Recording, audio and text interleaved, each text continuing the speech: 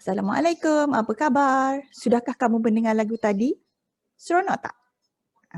Hari ini kita akan belajar mengenai emosi. Emosi saya. Apakah itu emosi saya? Jom kita belajar selepas ini. Apakah itu emosi? Emosi adalah satu perasaan yang terhasil sebagai tindak balas terhadap sesuatu kejadian. Emosi boleh dibahagikan kepada dua, iaitu emosi positif dan emosi negatif. Mari kita kembali kepada hari pertama persekolahan. Apakah emosi yang kamu alami semasa hari pertama kamu datang ke sekolah? Tentu pelbagai emosi bermain di fikiran dan hati kamu.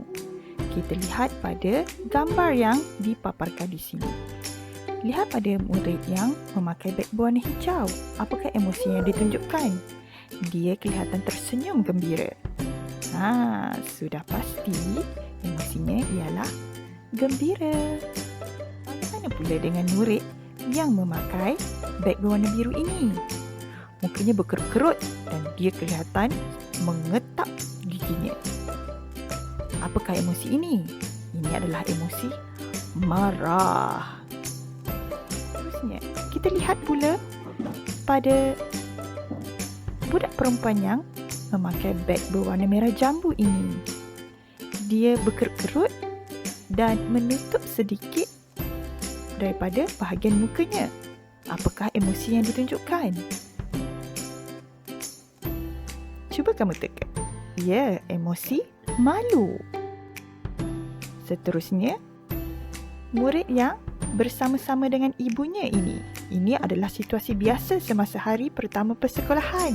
Ada murid yang sangat takut apabila ditinggalkan oleh ibu bapa di sekolah. Ini adalah emosi takut.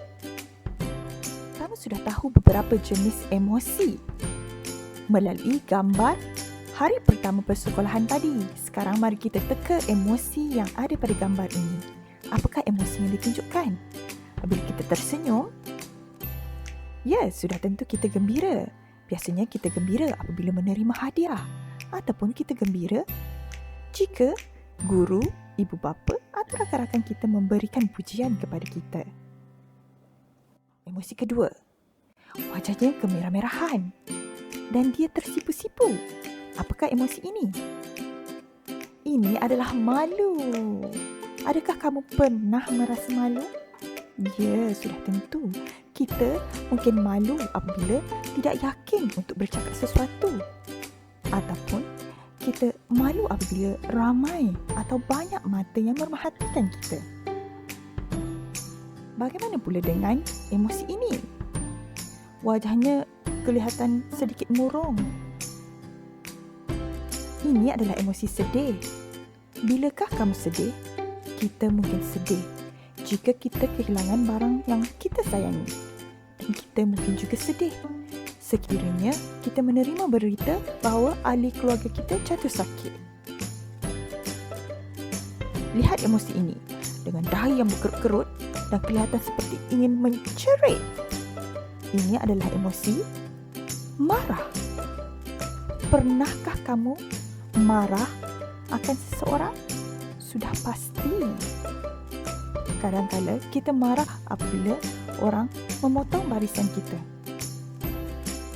Ataupun kita marah jika seseorang merampas barang kita tanpa kebenaran. Apakah pula emosi ini? Boleh kamu teka? Nampaknya wajahnya sedikit berkerut-kerut, seperti terketar-ketar. Ini adalah emosi takut.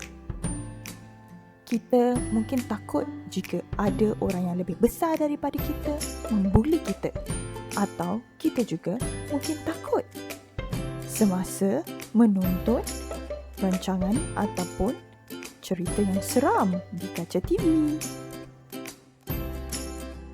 Adalah menjadi perkara biasa apabila kita mempunyai emosi-emosi negatif setiap hari dalam kehidupan kita. Contohnya seperti emosi ini, marah ataupun takut atau malu? Ini adalah emosi-emosi yang dialami oleh semua orang. Tetapi kamu harus pastikan emosi ini tidak mengganggu fikiran kamu ataupun kehidupan harian kamu. Mari kita lihat cara untuk mengurus emosi. Cara mengurus emosi negatif. Berhenti sebentar dan buat pertimbangan tentang tindakan yang bakal kamu lakukan. Contohnya, jika kamu marah dan terasa seperti ingin memukul orang lain, berhenti sebentar. Dan fikirkan baik dan buruk tindakan tersebut.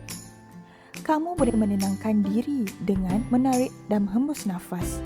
Tindakan ini boleh melegakan otot-otot kamu yang tegang dan menjadikan kamu lebih tenang. Menyimpan emosi kamu sendiri di dalam hati adalah sesuatu yang tidak sihat. Luahkan emosi kamu kepada orang yang kamu percayai seperti ibu bapa, guru dan rakan atau tuliskan sahaja ke dalam diary. Arahkan fikiran kamu kepada perkara yang menyeronokkan untuk menghilangkan emosi negatif. Contohnya, bayangkan aktiviti yang menyeronokkan seperti menonton kartun kegemaran atau makan aiskrim. Masa untuk uji diri. Lihat lembaran kerja ini.